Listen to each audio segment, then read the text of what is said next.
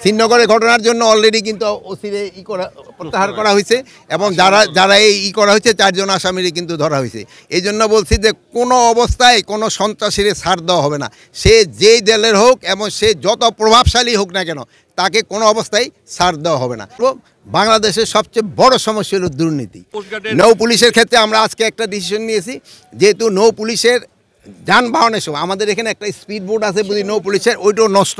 এই জন্য আমরা বলছি যে কোস্টগার্ড এখানে অ্যাকশনে আসবে এবং নৌ পুলিশ কোস্টগার্ডের সাথে থাকবে, এই যেন কোনো রকমের এই ডাকাতি এবং অন্যান্য কোনো কিছু না হইতে পারে। এই ক্ষেত্রে আমরা যে বালু উত্তোলনের ক্ষেত্রে ডিসি সাহেবরা কিন্তু এর আগে যে মিটিং হয়েছিল ওই সময় আমরা বলছি আপনারা যেসব বালু মহলটা দেন ওটা একটা চিহ্নিত করে দেওয়ার জন্য, যেন কেউ অবৈধভাবে বালু উত্তোলন করতে না পারে।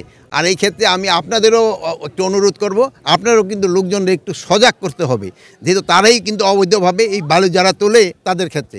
আর আপনারা এইগুলি ভালোভাবে রিপোর্ট করেন দেখেই কিন্তু আমাদের পক্ষে অ্যাকশন নিতে সুবিধা হয়। এই জন্য আমি আপনাদের সবাইকে ধন্যবাদ জানাই, আমাদের সাংবাদিক ভাইরে। আপনারা এই সব আমাদের যে লুফল্ট আছে এগুলি আপনারা ধরাই দিবেন। ইভেন আমি আপনাদের কাছে, যেহেতু আমার গ্রামের এখানে আমি দাঁড়িয়েছি, এখানে আমিও এখানে বলেছি যদি আমিও কোনো রকমের দুর্নীতি করি বা কোনো কিছু করি আপনারা ফলাও করে প্রচার করে দেন।